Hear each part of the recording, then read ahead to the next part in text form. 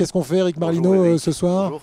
Bonsoir. Ben, en fait, on va préparer son véhicule pour les trajets, pour les longs trajets, les vacances arrivant. Eh ouais. Eric, j'ai une question à vous poser. Est-ce que vous savez faire vos niveaux sur votre véhicule? Non, mais on va en parler dans une seconde, parce qu'après un long trajet, on va en faire un avec Jean Dulon. Vous nous emmenez où, Jean Dulon, dans quelques minutes? En Australie. En Donc, Australie. En plus, dans la partie nord de l'Australie, là, il faut vraiment avoir une super bagnole, quoi. On va aller découvrir les aborigènes d'Australie, mais juste avant, eh bien, on prépare effectivement notre voiture pour les longs trajets de cet été, si on a la chance de partir en grandes vacances. Vous me posez une question, moi c'est tout ce qui est voiture, je ne suis pas super compétent. Ben, je vous posais Donc, une question parce que je me suis rendu compte que beaucoup de personnes ne savaient pas faire les niveaux sur leur voiture. Ouais. Alors, certes, ça va paraître très simple pour beaucoup, mais C'est il du faut penser béaba. un peu à tout le monde. Oui. Et Et, surtout aux non-bricoleurs comme moi, par exemple, j'ose le dire. Oui. Tout à fait. Et ben, en fait, avant de faire son voyage, Oui, vous venez de faire un voyage Avant de- de la Terre à la Lune grâce à ce magnifique tabouret piégé que nous vous avons offert pour cette émission. Merci, Mais c'est pas Eric. grave, continue. avant de faire ce voyage, donc, on va prévoir de contrôler ces niveaux. Il y a quelques petits points à contrôler qui sont par exemple le lave-glace. On a une image qui va être présentée à l'antenne. Le lave-glace, c'est un bouchon qui a toujours ce symbole. Ouais. Et c'est ce qui va vous permettre justement de pouvoir nettoyer votre pare-brise et rouler sous de bonnes conditions. Alors, sans vous offenser, Eric, jusque-là, je suis. Voilà. Donc, Bon. on ouvre le bouchon et on met en gros du lave-glace. Et Du pas autre liquide chose. Hein. lave-glace que l'on trouve. Voilà. Ensuite, on va par contre contrôler son huile moteur. Alors là, c'est un petit peu plus complexe. Selon on- les moteurs. Parce que c'est pas toujours les mêmes codes couleurs, c'est ça? C'est pas toujours les mêmes codes couleurs, mais on repère bien en fait toujours ce crochet, cette bague jaune. Alors selon les véhicules, elle est rouge, Ouais, mais d'accord. elle est toujours très visible. Voilà. Et on Voilà. peut mettre le doigt dedans, en gros. Et justement, on peut y mettre le doigt dedans. Et donc on va sortir cette tirette, Ouais. on va l'essuyer avec un essuie-tout, et ensuite on va remettre la tirette dans son compartiment pour contrôler une dernière fois finalement le niveau d'huile. Est-ce qu'il en manque, est-ce qu'il n'en manque pas? Il faut que le niveau d'huile, vous voyez sur l'image qui vient d'apparaître, se trouve dans la partie haute de la jauge. C'est-à-dire, soit il y a marqué maximum, soit on a le quadrillé qui est en haut, et bien il faut que le niveau d'huile soit à cet endroit-là et pas au-dessus. D'accord. Donc, voilà. Que le moteur soit froid aussi. Il faut que le moteur soit froid, que la voiture n'ait pas roulé, sinon Exactement, ça parce donne que, pas en du fait- tout la bonne indication. Tout à fait, c'est faussé. Ah, on s'y connaît finalement. En Mais voiture. je suis surpris. Vous êtes sur Azure TV en même temps allez, aussi. Ouais, hein. vous avez quand même des On sommités qui vous on parlent. va, là, mettre, hein. on va mettre de l'huile en fait dans ce capuchon qui est symbolisé par une petite burette d'huile. Donc on ne et- se trompe pas. Et on va mettre tout doucement en contrôlant en permanence pour ne pas dépasser le maximum de la jauge. Ok.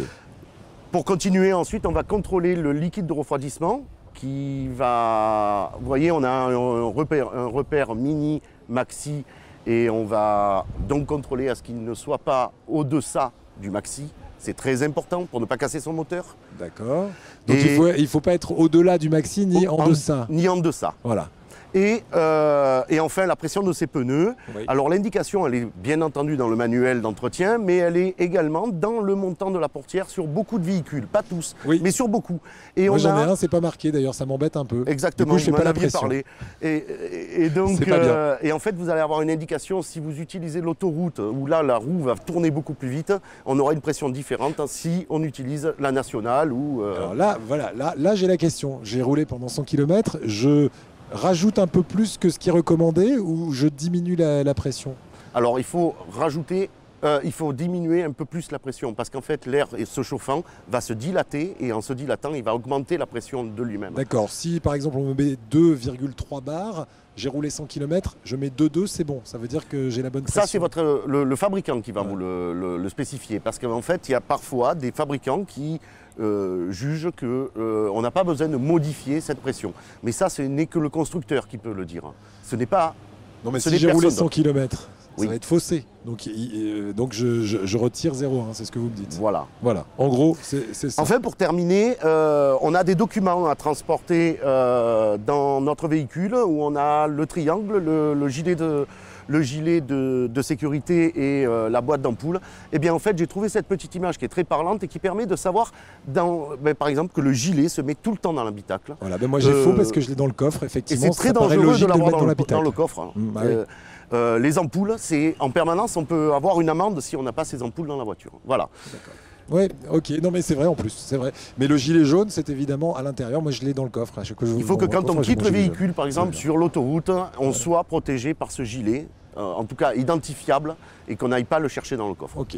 Vous êtes paré, Jean, vous étiez à peu près bon là sur le Moi, test. j'essaye de dormir plus ou moins avec le gilet pour être sûr de l'avoir toujours, quoi. En fait, Oui, au moins, c'est un bon conseil. Hein, non oui. Et cela dit, je trouve ça vraiment intéressant ce que vous dites parce que C'est c'est basique, des petits détails, mais on en a de besoin. trucs, mais on en a vraiment besoin. C'est une petite piqûre de rappel, effectivement. Piqûre de c'est rappel super. avant le grand départ en vacances. Voilà, merci. Et puis dédramatiser aussi, parce que moi je sais quand il faut que j'ouvre mon capot, je le fais pas Toujours une finalement. d'angoisse en même temps aussi. Et j'angoisse Oui, un peu voilà, parce voilà. que je me dis je vais faire une bêtise. Machin. Maintenant, il est évident que en cas de doute, il faut aller voir son professionnel, son garagiste le plus proche. Ouais.